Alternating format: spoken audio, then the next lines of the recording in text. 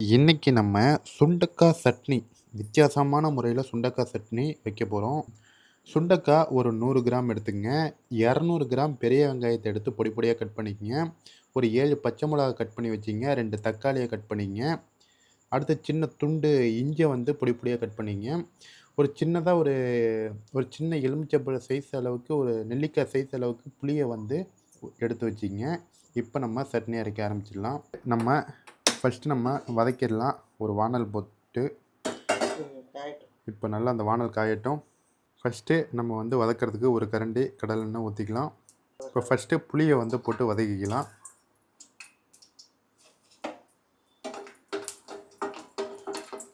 இப்போ வந்து புளியை நம்ம வதக்கிட்டுருக்கோம். புளியை வதக்கியாச்சு. தனியாக ஒரு தட்டில் எடுத்து வச்சிடலாம். அடுத்தது நம்ம சுண்டைக்காவை போட்டு வதக்கிடலாம். பாருங்கள், சுண்டைக்காய் இப்போ வந்து நம்ம போட்டிருக்கோம். சுண்டைக்காய் வந்து நீங்கள் கட் பண்ணுறப்ப முனையில் லைட்டாக அரிஞ்சிங்க. முழுசாக போட்டிங்கன்னா அந்த சூடுக்கு வந்து வெடிக்கும். அதனால் வந்து முனையில் சின்ன சின்னதாக அரிஞ்சிங்க. இப்போ நல்லா வதக்கிடுங்க.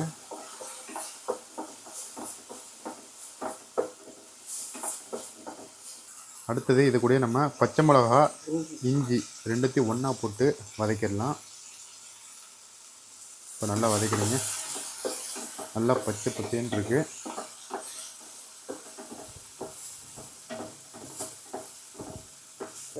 பாருங்கள், நம்ம கலர் எல்லாம் சேஞ்ச் ஆகிடுச்சு பாருங்கள். நல்லா வதவிடுச்சு. இப்போ நம்ம எடுத்து தனியாக ஒரு தட்டில் எடுத்து வச்சிடலாம். இப்போ தனியாக எடுத்து வச்சிட்டோம். இப்போ அடுத்தது ஒரு கரண்டி அளவுக்கு எண்ணெய் ஊற்றிக்கிட்டோம். இந்த வெங்காயம் தக்காளி ஊற்றுறதுக்காக நம்ம வந்து ஒரு கரண்டி அளவுக்கு எண்ணெய் ஊற்றிருக்கோம். இப்போ நம்ம வெங்காயத்தை ஃபஸ்ட்டு வதக்கிடலாம். நல்லா வெங்காயத்தை வதக்கிங்க. இப்போ நம்ம வந்து இந்த சுண்டைக்காய் சட்னிக்கு பழைய புளி யூஸ் பண்ணியிருக்கோம்.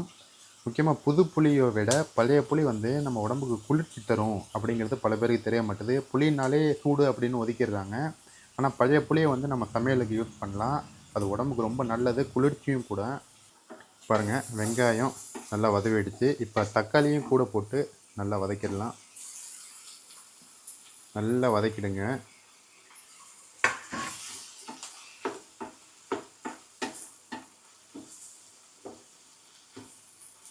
பாருங்கள், நிறையெல்லாம் மாறிட்டுருக்கு. நல்லாவே வதக்கிடுச்சு. இப்போ நம்ம எல்லாத்தையும் ஒன்றா போட்டு அடுப்பு ஆஃப் பண்ணிடலாம். ஆறின உடனே நம்ம வந்து அடைச்சிக்கலாம். மிக்சியில் அரைச்சிடலாம். இப்போ அடுப்பை வந்து ஆஃப் பண்ணிட்டோம். பாருங்கள், நல்லா ஆறட்டும். அதுக்கப்புறம் வந்து நம்ம மிக்சியில் போட்டு அரைச்சிக்கலாம். அந்த சுண்டைக்காய் வந்து நல்லா ஆறிடுச்சு. இப்போ நம்ம அதை ஜாரில் போட்டு அரைக்க போகிறோம். தேவையான உப்பு போட்டு லைட்டாக தண்ணி ஆட் பண்ணிங்க.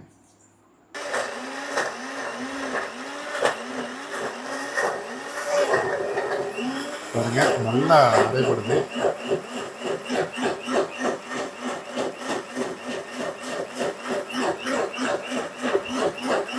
பாருங்கள் ஃப்ரெண்ட்ஸ், நல்லாவே சட்னி அரைச்சாச்சு. இப்போ நம்ம சட்னியை தாளிச்சிடலாம். பாருங்கள், நம்ம தண்ணி வந்து ஆட் பண்ணி அதை கழுவி ஊற்றிட்டோம். இப்போ நம்ம தாளிக்க போகிறோம். சின்னதாக ஒரு கரண்டி வச்சுருக்கோம். எண்ணெய் ஒரு கரண்டி போட்டுங்க. கடுகு ஒரு ஸ்பூன் அளவுக்கு போட்டுங்க. அடுத்தது நம்ம உளுத்தம்பருப்பு போட்டுக்க போகிறோம்.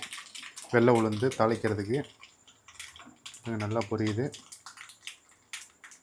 இப்போ நம்ம அடுத்தது கருவேப்பிலையும் போட்டுடலாம். இப்போ நம்ம கருவேப்பிலை ஆட் பண்ணிடலாம். தாளிச்சிட்டோம். நமக்கு சூப்பரான ஒரு சட்னி ரெடி ஆகிடுச்சு. இப்போ நம்ம கிண்டி விட்டுங்க. சூப்பரான ஒரு சட்னி நமக்கு ரெடி ஆகிடுச்சு ஃப்ரெண்ட்ஸ். கண்டிப்பாக இதுக்கு நம்ம தோசை தொட்டுட்டு சாப்பிட்லாம். எப்படி இருக்குன்னு டேஸ்ட் பண்ணி பார்ப்போம். சுண்டைக்காய் சட்னியை இந்த முருங்கைக்கீரை தோசைக்கு தொட்டுட்டு சாப்பிட போகிறோம். எப்படி இருக்குன்னு பார்ப்போமா? வேறு லெவலில் டேஸ்ட்டாக இருக்க போது.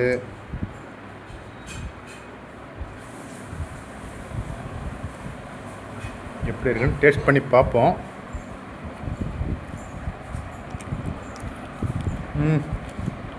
அருமையாக இருக்குது. கண்டிப்பாக வீட்டில் ட்ரை பண்ணி பாருங்கள். சூப்பராக இருக்குது. தோசையும் நல்லாயிருக்கு, சட்னியும் நல்லாயிருக்கு. கண்டிப்பாக வீட்டில் ட்ரை பண்ணி பாருங்கள்.